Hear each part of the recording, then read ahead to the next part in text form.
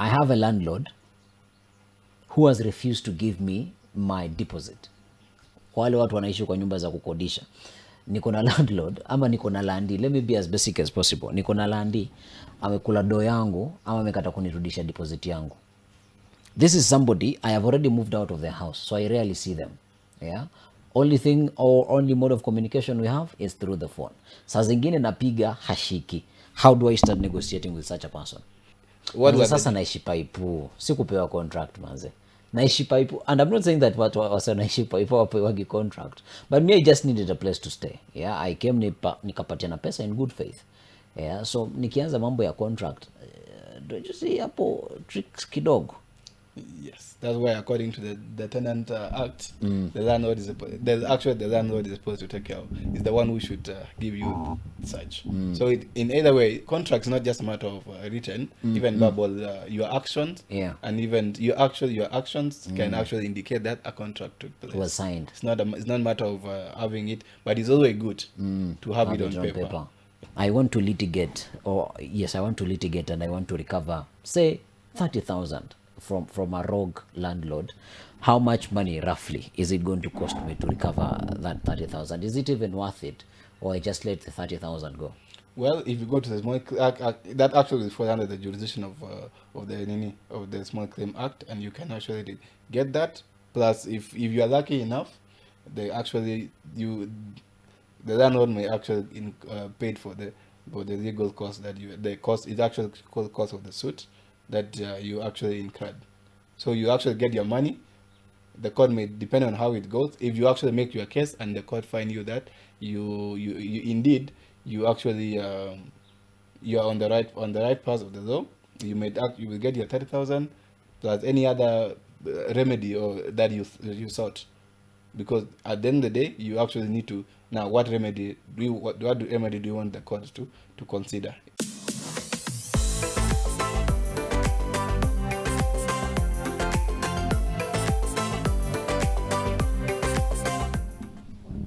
Hello and welcome to yet another exciting episode of Dreams in Motion. I am your host Alan Herbert, and first and foremost, apologies.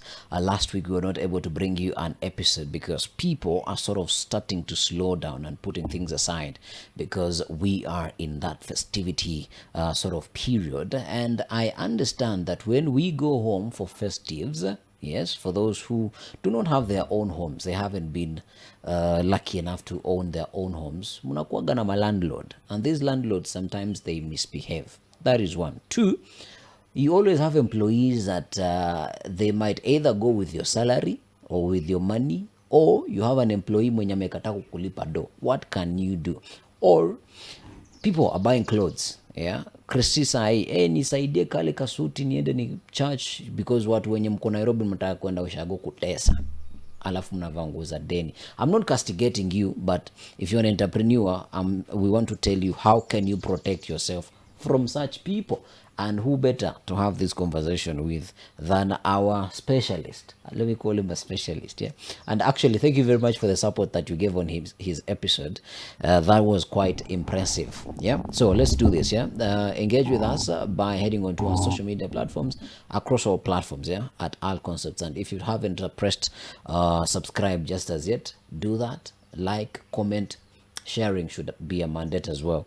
And then you come back and we enjoy this conversation together. Without further ado, you still need to introduce yourself because you have a tough name, and also you tell us how you've been since the previous since the previous conversation. And you're no longer a guest, so I'm not going to ask questions, rather we're going to have a conversation. Yeah, okay. Well, my name is Daniel Yen, and yes. I'm a South Sudanese national. And as our brother here told us that I'm a specialist, well, let's just say that my area of training in my degree is actually in public policy and administration. So with such, I get to I am technically a young of all trade, as I try to be. So you're literally saying we're inviting you for the wrong show. We should invite you for Debatable. That would be within reason. Quite interesting. How have you been, and how are you finding this landscape? Given that you're in public diplomacy, how are you finding the landscape? How have you been? How are the policies taking you thus far? Well, so far so good. I've been okay. Yeah. Though now for the policy now, from a policy perspective, whatever the island, if I'm supposed to talk now as a policy scholar or specialist or analyst, you will have to be very specific because policies are very wide. You have either Look at you indication. being economical with Yes. with you are reminding me one person I do a show with here on this channel. You all are very economical and very political about your answers. What do you mean policy? I have to be specific. Policy is policy.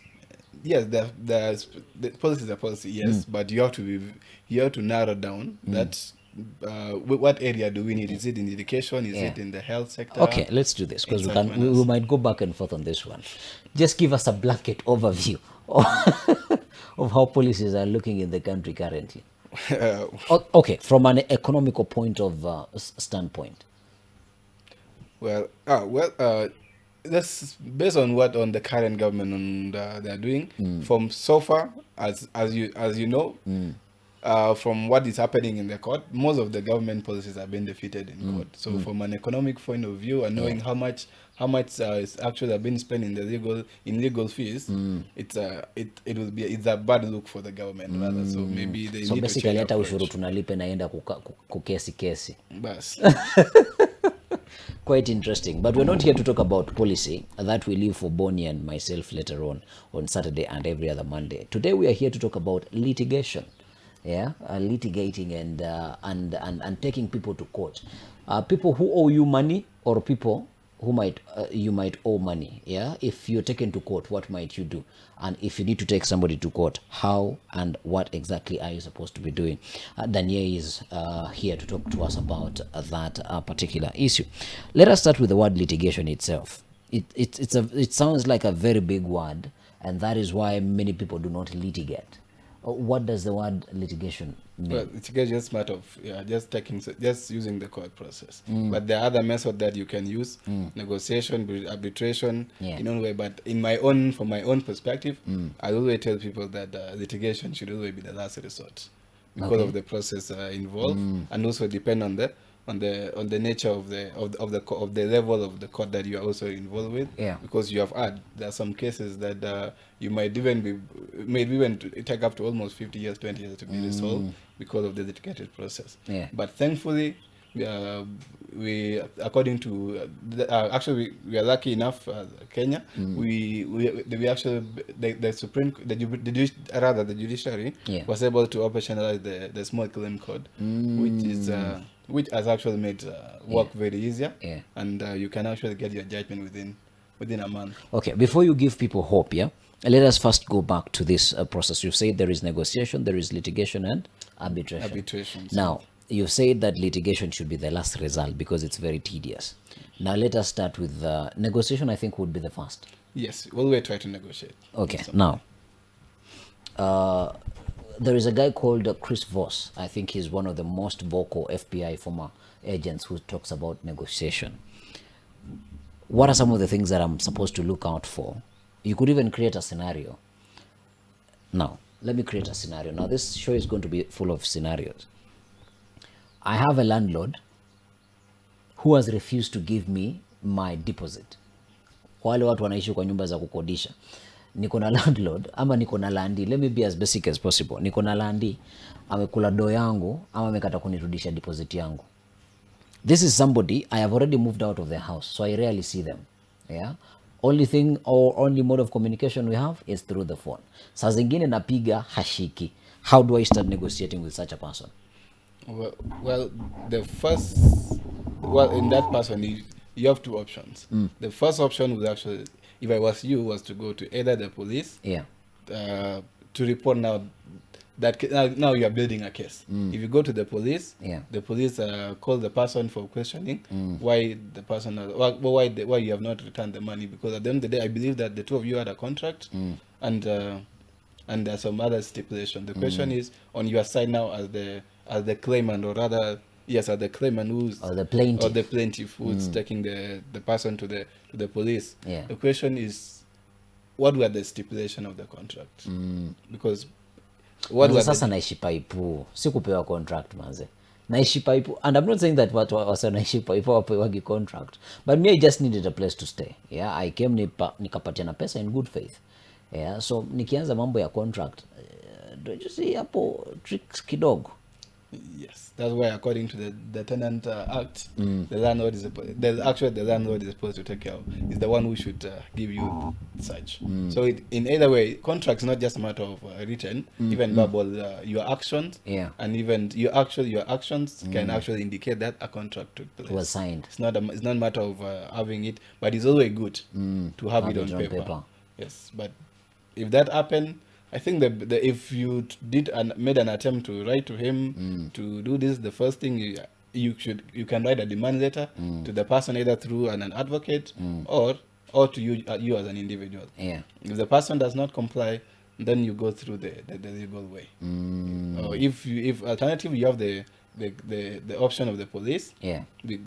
Nowadays there's the IPOA, so in the event that the police is not working, you can give him some motivation, maybe by reporting the case, because you have given the case is not moving forward. So you can actually go to IPOA and report the matter. But for your case, the issue of your case,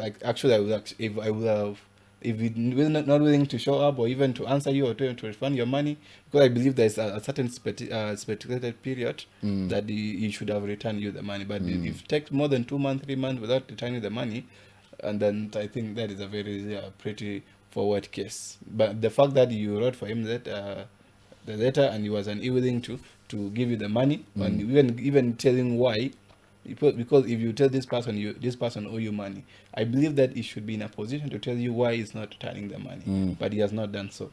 So in such case, what do you have to do? You cannot beat him. You'll be taken to prison. Secondly, you may take him to police. It might take, if you get it may take you some time before it's resolved. But nowadays things are working. But depend on who you are. Do not break our hearts, Maze. Do not break our hearts. Umeongelea, you've spoken about police and a lawyer to write a demand letter for me. I do not have access to these people. Pesa yangu imekunywa maji hivyo. No. You technically, a lawyer will not charge you just for drafting a letter. I think at maximum, depending on the lawyer you're actually an advocate, you're actually seeking his services. You can actually give it just at a mere 2,000, depending on the amount. Look at this guy. A mere 2,000. Honestly, in this economy, you're calling 2,000, Bob, a mere 2,000. Yes. We are not living in the Moi era. Yeah. We need to accept that. Because the world is changing. Yeah. So we need also to step up. Right? Yes. Okay. A mere 2,000. If you have a mere 2,000, do this. Kindly subscribe on the channel. Yeah. And those who do not, you can share, comment, and also turn on the notification bell. Now, we've talked about negotiation. But negotiating and you're taking me to police. Don't you think that is a little bit it's like retaliatory to some extent? Yeah, not really, because I always believe that the best thing that out of maybe there's misunderstanding, the first thing you should do is to reach out to the person. If that person is unable to reach your level, then you have nothing that you can do. Because if you injure him in the process of fighting, there are the consequences, and the law will not understand. Then you will understand that the fact that you actually you actually put injury to the person. So that is another case. So the best thing is, if you are able to solve it diplomatically, go to the court. You have the small claim court. Actually, if you look at the purpose of why the Small Claim Act of 2016 actually, why it was actually operationalized, was just to ensure to enhance access, and also to speed up the legal process. And it's very cheap. It was actually even supposed to promote to enable business to thrive, especially the small and medium enterprises. It's one of the core purpose was formed, to ensure that you have a speedy cases are resolved within a short time, and with the least expense, with the least cost, almost just 200 bob only, and and you are good to go. All right. Before we even now go deep into the figures that I'm supposed to pay at a court proceeding, arbitration. What is arbitration, and how is it different from okay, negotiating? You have explained how that works, but now arbitration. How does it exactly work? But arbitration is just all of them just revolve around the same thing. But arbitration is you bring in a new party. a new party who's not even to the case to listen to your case. Just like it's just a formal way of such. And actually, it's always encouraged. Let's say, for example, we have a common, like let's say you have a common friend within the between you and your landlord.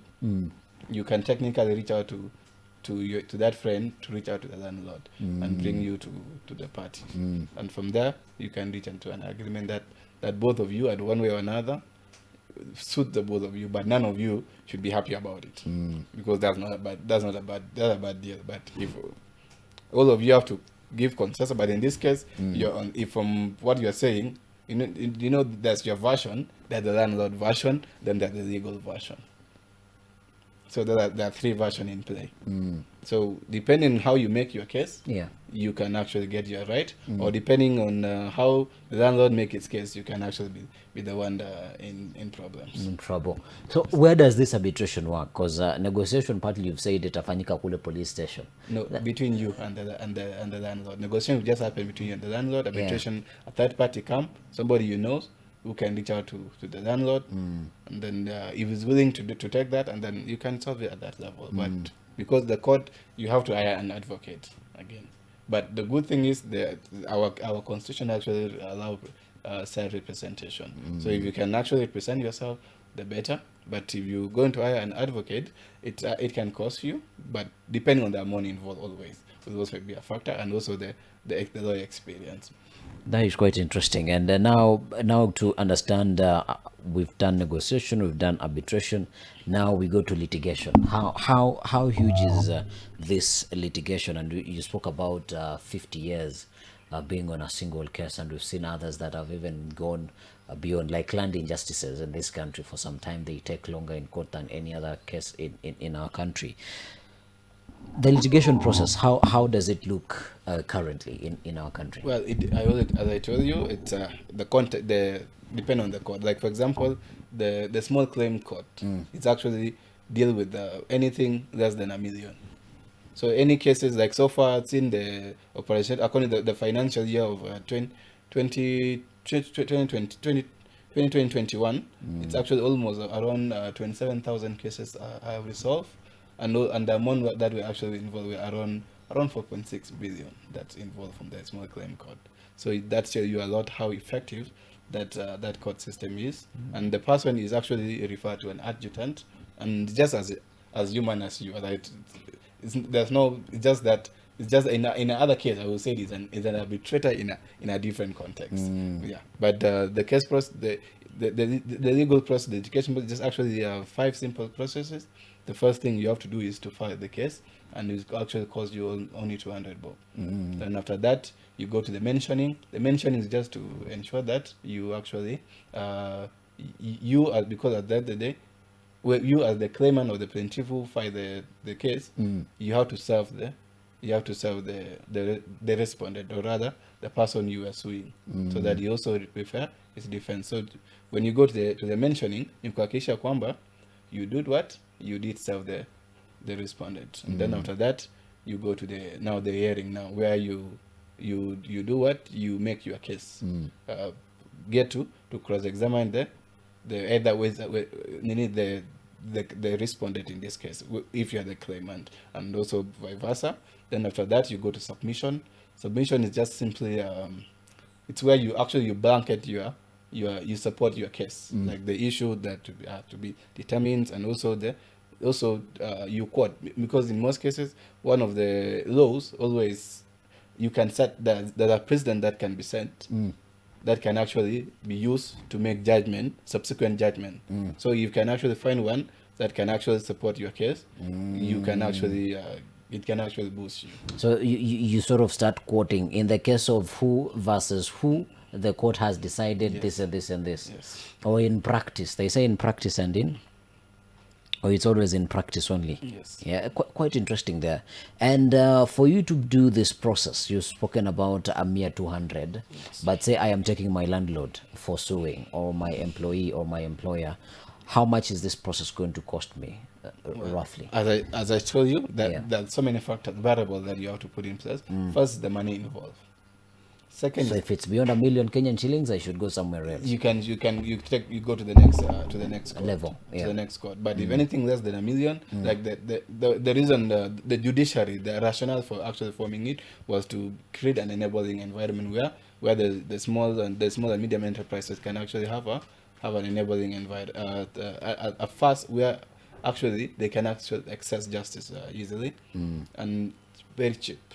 So with that, that's why it actually operates. So it will not cost you much, but factors of the money involved, also the advocate that you are also involving, and then secondly, there also the drafting of the papers for submission, because you also need to, if you are unable to, you don't know the legal process, because for an advocate that's his life work. It can actually get you a good job, but you have to be cautious, because you have to advocate just like the way there are the engineer who are called quack engineers. There are people and I have much respect for the advocate, but some of them do not even have, may not, because the money involved, they might not, it may not, we all have publicity.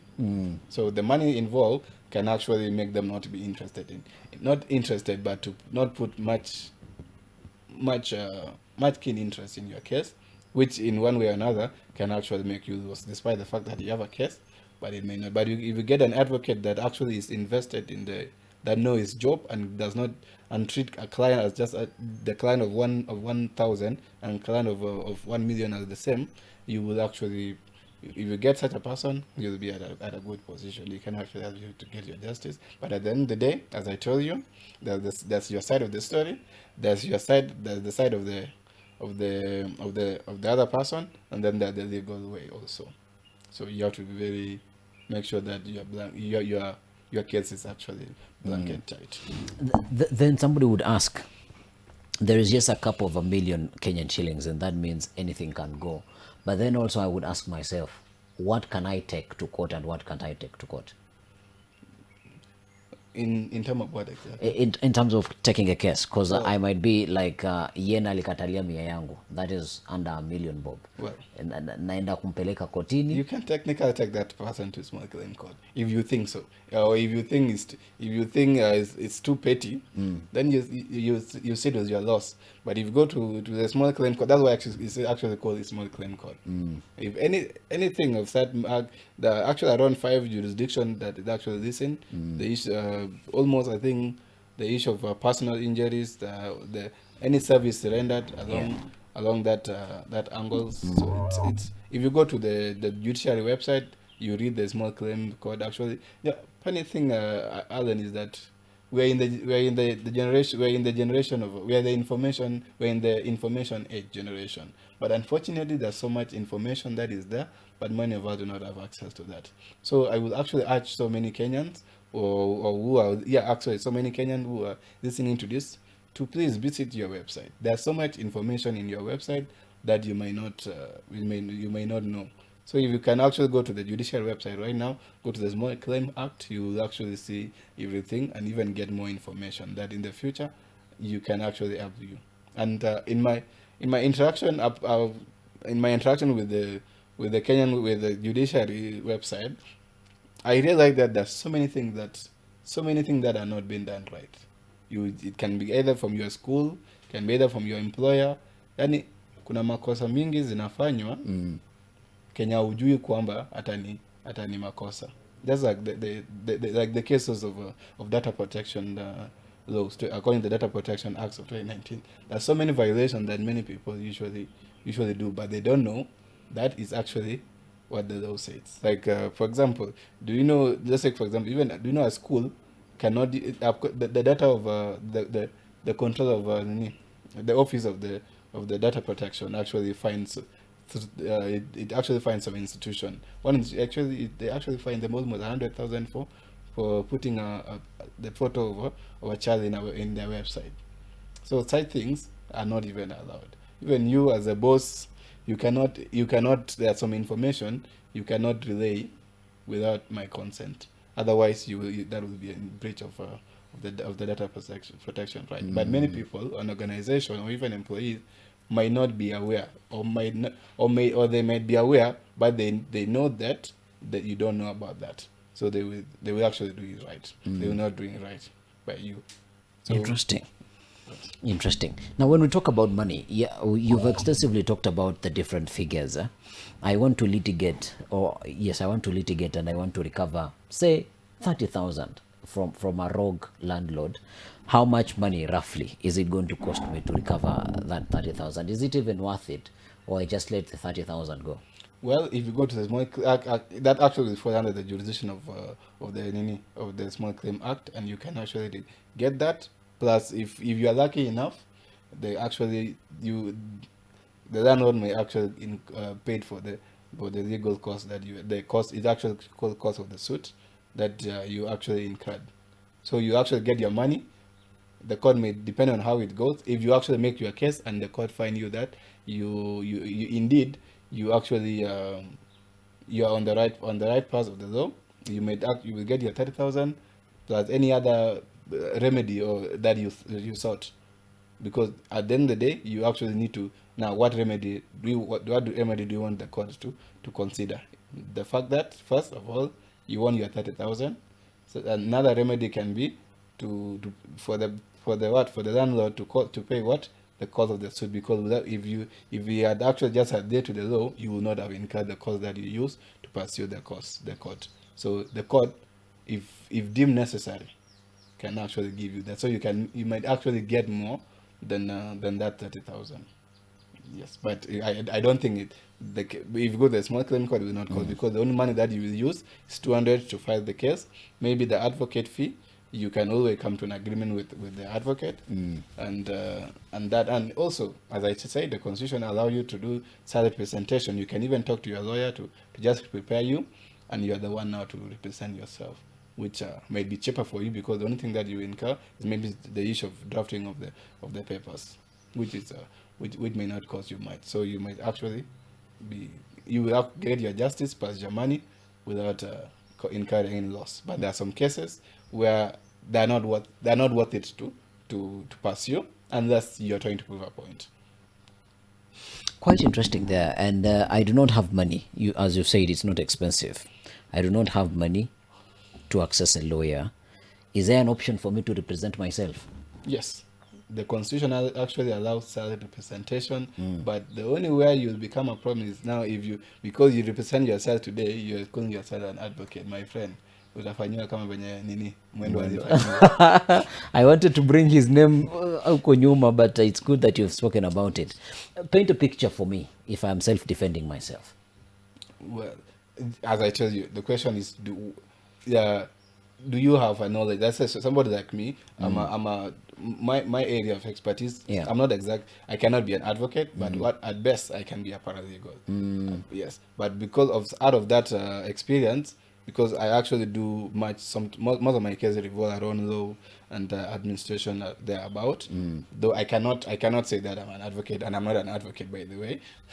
So with that knowledge, you are able to pick one or two things that you can know, and with small ease, or even like I told you in the information age, you can even walk around Google on how you can draw a suit. GPT. But it also I don't Give me arguments. Yeah. Yes, ChatGPT can help you, but the best way is that's their job. Yeah. They can. I find lawyers as very understanding in my interaction with them. I'm sure. If you've paid them before, they will be understanding. If I'm coming to them for the first time, depending on your level, I will tell people the level you stood at with a person matters a lot. You know, there's some people you find them wako kwa makosa, but they put themselves at a certain level that you even anger you more. But for my relationship with some of the people that I've actually engaged, some of the wakil that actually engaged themselves, I find them very easygoing. Actually, very easy going. Like I love this. I love Supreme. I love Justice. Smoking Wanjala. The way he's just Chill. chill, like that, composed, and always ready to make his point. That I think that's how majority of the lawyers. Lawyers are just like that. Just that we have a different perception of them, but they're very easy people and they're very understanding. And some of them can even do it pro bono. So you might not even incur even a single coin. That is, if you get somebody who actually feel your case, it might actually do you pro bono, or you can actually charge your fee. That is to according to your ability. Yes. Then what exactly are we leaving out in this process? What question have I not touched base on? Well, in my case, in my experience, is that I can always tell people that it's good to, regardless of that small thing, if you feel it, if you have managed to correct the person and there are no remedies from the person, because a thief does not start stealing from a bank. He started stealing from a sugar. So if you can put an end to that person, if you're in a position to put an end to such practice, I think that do that. Starting from the people who you are studying in a bank line, somebody come, you put himself in front. Those small things are where we start from. So if you are that landlord, if you see him today, I'm sure it can also give the other tenant an opportunity who may actually face injustice to also pursue the same, and also to even caution him, because now that he took him to court, it actually opened ways and it can actually get other people justice just because of what you started. But I can assure you, depending on how you make your case, the court is actually can be very lenient to you based on how you make your argument and how the opposition make your argument. Because at the end of the day, if you don't point him to the court to the evidence that you have, that's why Alan finding it's actually a case can be actually determined in your favor, even if you didn't appear for all the sessions in your favor. The question is the evidence. There's some evidence that are very compelling. You cannot dispute them. So if you submit such evidence, you might not even need to appear in the court. But it's always good, out of respect of our institution, to show up. Interesting. If I don't show up, what's the worst that can happen? But also there is this question of the burden of proof is on the plaintiff. It is the responsibility of the plaintiff to say that yes, they are guilty and they did this thing. Probably you could give us, yes, we've talked about all these systems and everything, but how can we put up a formidable argument? Well, exactly as you said, you are the person who is castigating this thing. You have to prove that this person indeed did. Like for in your case, you pay this. But I just used an example. Stop saying for my case, because you used it in the first, and I'm like, yeah, it's not me. Yeah, yes, we are helping our for viewers. The case of X. For the case of X, exactly. For the case of X, where that involved, you have a burden of proof. You have to prove now that indeed you did pay this certain amount, this person money, and for example, you move out. There are some provision depending on the maybe just a generic one, whereby after you move out, you are required to paint the house so that the next tenant came. So if already the fact that the new tenant came into that house, it means that you actually fulfill your part of the deal, unless if the landlord now can prove that indeed you did not do that. But the question is, was there any communication that he can actually say he did give you this notice to do this particular thing? But if there's no such, that the tenant, actually the fact that the new tenant came in, it's actually already approved that you actually did your end of the deal. Because they would have not moved in if you had not done the right thing. Yes. Huh. So and then if you have the payment of that money that you actually paid him, like the receipt where you actually there are two things. Either you use the labor from the landlord to paint the house, or you can bring in your own labor, pay the person, keep the receipt, and if the landlord is satisfied that the house has been painted and the new tenant came in, already that's a proof that it's actually acknowledged. Keep the receipt in place. Put the receipt for the labor. It means that you did paint the house. Then the next thing will be the amount of money that you paid, because the issue is the deposit that you actually paid for the landlord when you're moving it. You can just go to Safaricom and you're given the M-Pesa transaction, or if you did by bank, you can given the transaction and show. The question now, the burden now will fall on the, if you do that, the burden now will fall on the landlord to prove that he actually sent you that money. And it's just a simple case like that. Interesting. What is admissible as evidence in court? Because you've talked about M-Pesa statements and all of that. Given that it's a small claims court, what is admissible? Well, in the small claim court, actually, the evidence rule that is actually applied in higher court it's not that strict a lot. Yes. So basically, a screenshot of an M-Pesa message, of an M-Pesa message, even a WhatsApp communication. But in this case, you have to be smart. For the issue of the screenshot of a conversation in the WhatsApp, you also have to make sure that you actually delete the name of the person and make sure that the only number, the number of the person is showing, because that number show ownership. Because let's say, for example, you're Alan. If in Safaricom you're registered as Alan, so if I screenshot that name, then I go to, let's say, I want to pay you give you some money, or even just to try to prove that number belongs to Alan, I can just go to M-Pesa, check the name that is in the screenshot, inaonyesha nani? Alan. So can you dispute that name is not yours? Yeah. Yes, but if you put the name there, it does not. If the name is there and you took a screenshot, you have a hard time proving that indeed that's Alan, because I can just take Alan photo, put it in my profile picture and save it as Alan. But otherwise, if you want to for the facts of evidence, always delete the person. The way you save the person, you need generally leave the number screenshot so that show ownership. And if that's the case, that is using an M-Pesa register to another person, you also have to find ways in which you can register the person, made an acknowledgement of the transaction showing that indeed the person is the person actually will receive the money. That is also another way. But M-Pesa, anything to do with the screenshot phone, make sure that you can actually prove that the number actually belongs to that particular individual. Otherwise, the court may not be lenient to you. Yeah, we've spoken so much about landlords and all of that. We've not spoken about boyfriends, girlfriends, teachers. Yeah, could we also take them to the same system? Employees. Yes. Could we also take them to the same system? And is there anything big that changes? As long as the jurisdiction is within the amount involved in that case is within 1 million, the small claim court is where you will be. But even if even you as a boyfriend, you send your girlfriend fair, then you decided to do her own thing, you actually have the right to sue that person. But if you decided you don't want to be too petty, that's your problem. But if you decided to be petty and get your right and also to set a precedent, then go and take your case. Yes. Quite interesting. As we're winding up, what last word do you have to say or tell those who want to go take people to courts so that they can recoup their resources? Well, first of all, you have to look at all angle, and but most importantly, if you think you have you might think, but make sure that you have a tight